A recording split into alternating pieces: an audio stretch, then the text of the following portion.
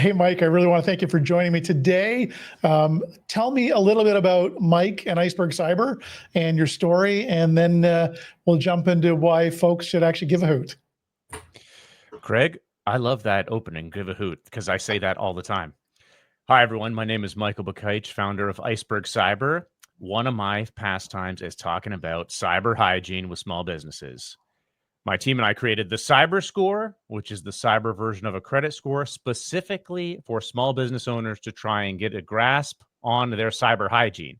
And I say cyber hygiene because cybersecurity is like the end goal.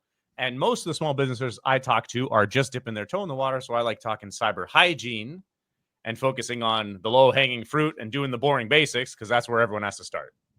I think that's great. I think that, as we were chatting before we got out of the green room, people don't understand what cyber hygiene even is and why it's so important to them. So maybe talk a little bit about what you see in terms of the average small, medium business owner, and what's included in cyber hygiene, why they should care. I'm definitely spoken to over 1,000 people face to face. Definitely. I used to say around 1,000, but now it's way more, especially with all the golf tournaments I've been doing. It's golf season. I like talking to them about the dark web breaches because I find that this is the most accessible conversation. And if you can get them to buy into the idea that this is something they need to pay attention to, it's the easiest win for a small business to improve their cyber hygiene. And my ultimate goal is to help them get better. So when you find like the little tidbit that grabs their attention and is easy to fix, then it's a real winner for a conversation because ultimately we want to help them fix it. And this is how you get the snowball rolling, is give them some easy wins so they get that quick return to say, yes, I can make an improvement. Okay. So snowball starts rolling, fix the easy stuff, fix the next easy thing, and then we can get into more complicated things later. Yeah, I think you talked about dark web, so like usernames and passwords are a big part of that. We've chatted about that, and I think just knowing that your username is out there and that your password may actually be live on the dark web, that's a pretty easy thing to fix, as you mentioned. Is first of all to know that you've got these breaches, and all of us do. I mean, I don't know, you do a lot more cybersecurity scorecards than I do, but I continue to be shocked every time as to how much data is out there, and generally not of any fault of anybody's themselves, and they registered for a LinkedIn profile 20 years ago, or Twitter, or some account, Canadian Tire, whoever the latest breach happens to have been. That all of a sudden that information out there on the dark web, and just knowing that changing that password that they've used for the last 20 years to something different is not a bad first step. So tell me a little bit about. Let's break down what that means to someone, though, because we've already gotten a couple minutes into dark web. Some people get it because the news does a good job helping us get the word out, but it may still be outside of the common lexicon for people. So for everyone listening, this is what we mean when we say dark web breach. We all are on the internet. It's 2025. We have different accounts. Like, we're recording this on StreamYard. People are going to be watching it on LinkedIn. So there's 2 accounts there. Craig and I have StreamYard accounts. If a bad person, an adversary, wants to steal money from Craig or I, they could try and crack our Microsoft password. Or if they can find the password somewhere else, they just need to log in and then walk into all of our stuff. Cracking passwords, while it is becoming easier, is still hard and takes effort. That's too much effort for criminals because there's an easier way. The easier way is stealing passwords from low security accounts and then assuming that the regular person reuses the same password for all their accounts.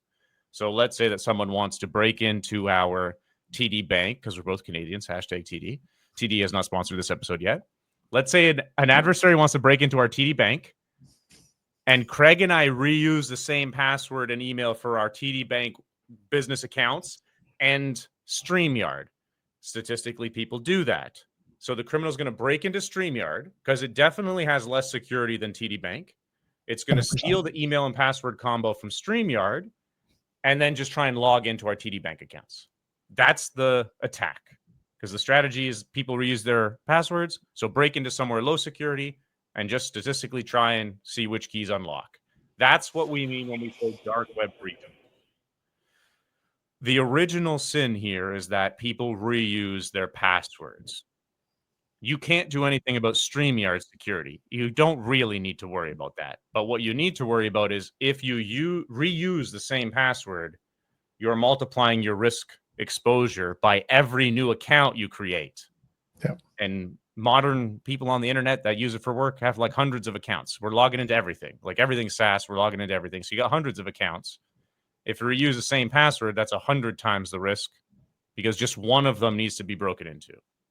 So that's what we're talking. When we say dark web breaches, we mean some criminal group has cracked into a low security cloud account, stolen those email and password combos, and then they're just trying to log into anything of value with your same. And the words dark web comes from originally these lists of email and password combos were for sale on the dark web. Now you can find them pretty much anywhere. And when I roll my eyes and say pretty much anywhere, no, I mean like literally you can find them anywhere, which is why this has become such a nuisance because anyone with malintent can find our passwords. Well, I think you touched on it great. Like you talked about, they like the easy route, right? And I think I often tell people it's kind of like when you drive your car into town, right? The guy looking to break in or the person looking to break into your car doesn't start by smashing windows. They start by figuring out which car has the door open. And then they rifle through that car. So having your usernames and passwords on the dark web breached in these bad guys' hands, they're not smashing windows. They're just trying for the open door. And so very, very similar, very easy approach. And it works. It absolutely works because the vast majority of people reuse their passwords. And if you're listening to this and you clenched a little bit, it's because you're part of the masses. Most people reuse their passwords. It's okay now that you hear us. There's some simple things that you need to do, but it's okay that you did reuse the passwords. Let's just give you a convenient way to not do that anymore. Right. Or even remember that you did, right? That account you logged into 10 years ago that you haven't logged into since, MySpace. We're old. I'm old. Maybe not you. I'm old. I see the MySpace ones. MySpace and MyFitnessPal, two of the most common. A fun recent one was 23andMe. I should say fun. It's certainly a nuisance for many people because not only did they lose their email and password combos, but also all of their private information. Right. But that was a popular one last year. Like Ticketmaster. Ticketmaster swooped up millions of people because everyone was buying tickets. Yep. So if you had the Ticketmaster was also sending email notifications to people saying their information was stolen, which the criminals then jumped on that campaign too and sent spam and phishing emails from Ticketmaster. It was a whole thing. These are the annoyances of the modern world, which is why I like to refer to it as cyber hygiene, because it's all very easy to just nip in the bud and get rid of this nuisance by not reusing the same password. Because then when you lose your Ticketmaster password, it's not a big deal. Ticketmaster's password is now, you can't reuse that anymore. That's fine, but it only impacts Ticketmaster. It doesn't impact all of your work accounts, which is really the concern. Absolutely. I think too, like, but you were talking a lot about usernames and passwords. So there's all sorts of other things on the dark web in terms of data and all those kinds of things, which I agree with you, not as easy to fix. It's way easier to fix that username and password combination. And whether it be just you remembering or using a password manager, or I think your tool is fantastic because at least it lets people be aware that there's even an issue. Your similarity to the credit score is fantastic because that's really what it is. I mean, I'm sure lots of folks don't like hitting that "What's my score this month" button, but if you don't know, you can't fix, right? And if it's great, then you get to pat yourself on the back. But that insight as to what you can do to help secure your business and is super critical. And today, like, we're not these. If something bad happens, it's not cheap anymore. Like it's not easy to fix from an after perspective, not nearly as easy as it is to prevent. Right. It's super easy to prevent. You just press the reset password button, problem resolved. But after someone has access to your Outlook or your Google Workspace, it's brutal. Yeah. Because most businesses use their email inbox also as like file storage, CRM, your primary communication tool. If you were to lose access or leak access, it's gruesome experience. Yeah. And then you have to notify all your clients that you may have lost access to their private information, which no one wants to do. Yeah. I think password management, like that reshuffling your passwords, is kind of the lowest cost, highest return investment you can make in cybersecurity. And I would argue that sort of MFA is the multi-factor authentication is the next, lowest expense, highest return item that you can do. Those two things. I mean, there's some reports out there from Microsoft, I'm sure you've seen, Yes. where on an untargeted attack, MFA and good password hygiene prevents something around 96-97% of all attacks. And even in a targeted attack, where they're actually trying to come after you, Mike, it's something around 75 or 80% that MFA and good password hygiene can prevent. So that's a Microsoft stat, not mine, and it's close. Probably don't have those numbers exact. Exactly, you're right on the mark. I reference that all the time. But it is definitely the best bang for buck, because in most cases it's free. And as with things that are free, like brushing your teeth, that take a lot of effort, the effort is really the investment you have to make. Like using the password manager, that's pretty low effort. Yeah. I use one that's free, so I don't pay for it, but it's pretty low effort to get people set up with it. After that, it's super convenient. Yep. Multi-factor authentication, little bit more effort. I know people have some friction with it. Yeah. But in the grand scheme of things, it's the best bang for buck for security. Yeah. Yeah. I think it's I agree, it's friction, but so is locking your car door. Like, to go back to my analogy, like if maybe don't leave your purse on the front seat or your wallet in the dash, where somebody can see it, and lock your doors. I mean, that's really kind of what we're talking about is have good passwords. Ideally don't leave a whole bunch of valuables visible, and lock your doors. Like, again, I know, I think I have, I don't know, probably 100 MFA accounts. And I don't like putting in the 6-digit code better than, well, exactly. There's lots of ways to get around it, but there's, the 6-digit code, as opposed to dealing with some kind of security breach. Again, for those who have not been through it, you don't ever want to go through it. It is a nightmarish experience. All right, your number was fun to think about. In my Bitwarden, which is the password manager that I use, is free. Craig has a nice one too. 749 accounts. Oh, I was talking about MFA. I've got like 960 accounts in my password manager. Let me open up the primary MFA tool that I use is Google Authenticator, because we're in the Google workspace. Yep. It doesn't have a number in the top, but it's probably like a 30% of that.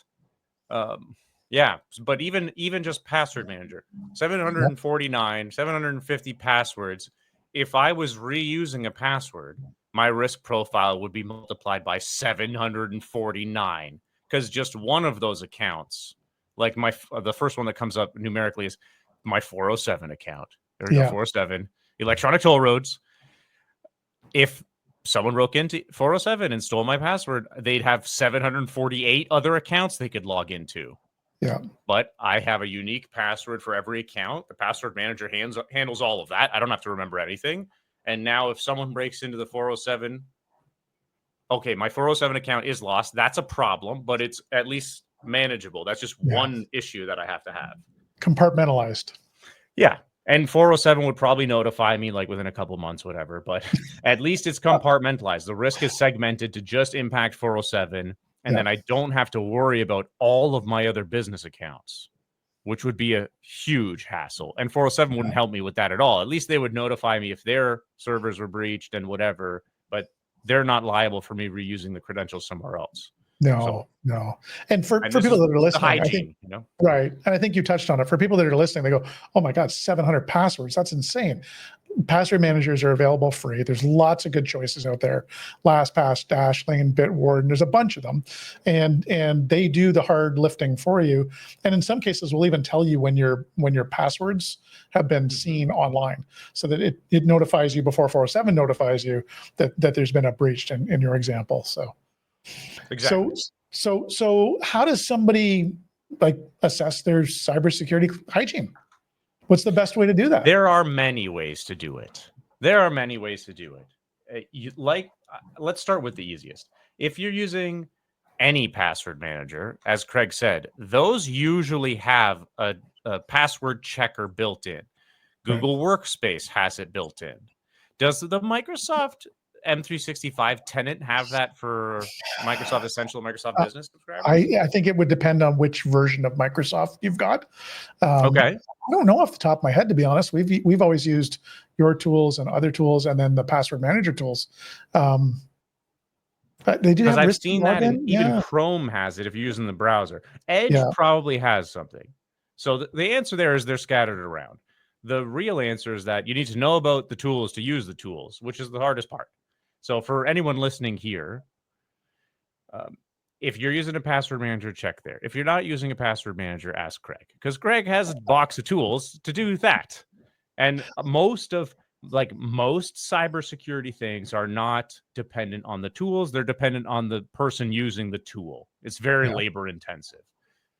So if you're concerned about it, Craig's got a nifty cyber score tool. I'll put the link as Craig's chatting. I'll put the link in this chat so everyone can check it out. yeah. But we created the cyber score and Craig uses it to answer that exact question. Like, it's totally free. Just put it in your website. And in 30 seconds, it's going to show you all your employees' emails. And for each email, if any of their email and password combinations have been stolen anywhere. If Yeah. you find that, if it gives a result that says Craig at acme.com's email and password were stolen, it'll show you where, MyFitnessPal 2013, and then it'll give you instructions on how to fix it. The instructions are very simple. You log into the account, you change the password. If you there you go. And if you then the onus is on you to remember if you reuse the password anywhere else. If you have reused the password, it's totally unusable now. Like, don't ever use that password again, and don't bother putting change one letter. 2025 on the end. Yeah. Don't bother putting 2025 on the end, because the criminals making millions of dollars are smarter than we are, and they've thought about all the combinations, and they have the software to tumble through combinations. Really, the only effective solution here is use the password manager, like any of the free ones, or Craig will put his recommendation in the chat too. Let the password manager create a random password. That's really the only effective option anymore. Just create a random password. Don't memorize it. Save it in the password manager and move on. And do that for any of the employees that you see on the list, because that's exactly what we do. And that's exactly what Craig does for his both employees and for clients. And if you do that, like brushing your teeth, if you keep doing that, these nuisances won't impact you anymore. Yeah. And as far as password managers go, we really like 1Password, but there's lots of good ones. I would rather you have one than have ours. And so, I mean, as I mentioned before, Dashlane's a good one. So let me ask this. You talked about the web browser based password managers. Are those as good as like a third, like a Dashlane or a LastPass or a 1Password or Keeper? God, there's hundreds of them, but you would expect Google to be good at it. I have also seen, I think it was in Miami or Orlando or something, I also saw a full wall advertisement for Google's password manager in Chrome on a basketball arena. You'd think that Google would be okay with it. Unfortunately, and this is not a critique, this is just an observation. When you store a password in the Chrome browser, and it's the same for Edge, I'm not sure about Safari, but I firsthand investigated Edge and Chrome. Microsoft and Google store the password in a CSV file on your computer. The problem there is there's no encryption at all. It's just in a CSV file. So if I was a criminal and I know where those files are stored because I see them on my computer, I know where they're stored, I could just go and copy those values, and then I would also know your passwords. And this is exactly what happens. You'll visit a malicious website, or you have a malicious Chrome extension, or you download a malicious file accidentally. The file just navigates to that directory, copies the values from your stored Chrome passwords, mails it to itself. Now the person has all of your Chrome passwords. Unfortunately, it's like that. I think because it's not high on Google's radar. That's okay. The reason that to go for something more purpose-built, like 1Password, Canadian company, long time password manager company, like early 2000s, they created their first password manager, long time. They focus on making password managers. The only thing they think about is password managers. Google and Microsoft have many other things to think about. So 1Password makes it so that the files are not stored on your computer. They're stored in a 1Password server. That way, someone breaks into your computer, they don't have your passwords. And on the 1Password server, they're also encrypted. So not even 1Password knows your passwords. If someone stole all of 1Password's files, they would get encrypted garbage, not your passwords, which is great. That's why it's worth going with a dedicated password manager. And even still, there's free ones. Like for years, I used Bitwarden's free version, totally free. I just paid because as a small business, the paid version allows me to share accounts. So I can, let's say StreamYard again. If me and my colleague need to log into the same StreamYard account, I can share the credential. And so instead of sending them the password in an email, which ruins the whole security thing, Bitwarden just shares the account. They have delegated access. They don't see the password. It's all nice. So that's the paid feature. But otherwise, even 1Password's free. It's totally fine. Start there. Yeah, I agree. I think that my reason for the purchase was I'm older than you. And I have this, well, what if I get hit by the bus? Or I'm supposed to say, I guess, if I win the lottery, That's better, that 1Password, you can basically set a time bomb. If somebody requests access that you've said, so Mike, you can get my password if I don't respond in 7 days. And then you now have access to all of my accounts to make sure the business can still run. So, but again, that sharing of hashed credentials is fantastic. Maybe you're on vacation for some reason, somebody's got to get in a portal that you don't have. You can share those credentials. You can put a timer on it and they can access without being able to copy and paste the passwords and usernames and get access that way. So for sure. You're paying for the convenience there. Other substantial conveniences are onboarding and offboarding employees. So when you onboard an employee onto the sales team, there's 20 accounts they need access to. You either copy and paste each one. Oh my gosh, that's so much work. Or you add them to the sales team inside of 1Password. They automatically get shared all the stuff. It's awesome. And same with offboarding. Like before, I was using the team account. To offboard employee means I have to remember all of the accounts that I copy and pasted to them, which I never remember, and then go in one by one to all of those SaaS apps and change the password and manually. Update the rest of the employees that are still here. Oh my gosh, that's so much effort. So instead, it's like, okay, it's $2 per month, whatever. Okay, just pay the money. Pay the money for the convenience. One time a year, 1 hour, pay for the year. You've made, absolutely. I was just gonna say one change and you've made your money back. So right. Okay, so for everybody else, it's nice when it's set up like that. You get the security for free. Just pay for the convenience. I'll pay for the convenience. I think the other thing for me was like, again, I don't know if it's still this way because I've been paid for so long, but being able to have the passwords on multiple apps. So like on my iPhone would be the same password group as my Mac, as my PC, whatever. Totally. So originally it was like 1-to-1. This was free version was whatever this device is wouldn't share across. Now they may have changed that in the last little bit. I don't do, been so long now with password managers. I don't do that.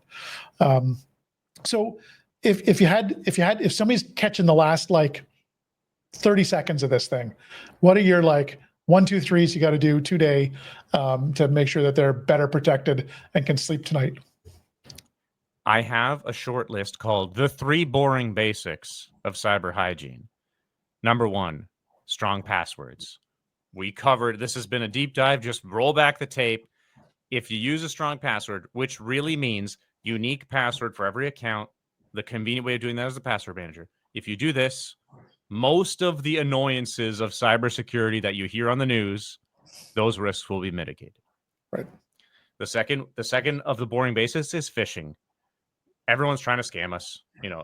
You get scam. We used to get scam calls on our telephones when we had landlines. Now we get them on our mobile phones, and you get email scams. You can't stop the scams, but you can educate your employees that they will be scammed. Dispel the stigma. The stigma costs you money. The scams cost way less money than the stigma, because the stigma means no one reports the scams. So 100%. Just talking to your employees about phishing will save you money. So talk to them about phishing. That's the second P of the boring basics. And the third one is patching, which means keep your stuff up to date, this is the most brushing your teeth, eating your vegetables of the boring basics, because it's a lot of legwork to keep your computers up to date. But the sweet spot for cost benefit here is, at least if you like set a calendar notification like I do with my employees every Friday at 5 p.m. Tell them to check their laptop for updates and then turn it off so that the updates are installed. If you do that every Friday, you'll be more than fine. The turning it off is a huge part. Don't just let it sit. You got to turn it off. This is, again, one of those, like, as a professional, I wish that the Microsoft updates would force the reboot, but a lot of the security update relies on the reboot. So that's why I have the calendar reminder. End of day Friday, everyone, Windows I, that's how you open the settings. You click update, apply updates, and then you click update and restart in the Windows setting, and then you're fine. Go to the weekend. So if you do those three passwords, phishing training, and patching, if you're listening to this and you run a small business, you listen to those, you'll be more than fine. And shameless plug, if you don't want the broccoli that we just talked about, call us and we can do it all for you. Right. Craig is a professional toothbrusher. He brushes people's teeth for them, and then they smile and they have pearly whites. That's the IT comparison. That's so cringy. That's it. Like, most of what we do is like just brushing teeth, telling people to brush teeth or eat their vegetables. Craig will do it for you. Craig brings his own toothbrush. He's got the nicest toothpaste. You just sit there. He'll brush your teeth for you, and then your business will run smoothly, and you won't have to worry about any of this tech stuff. That's awesome.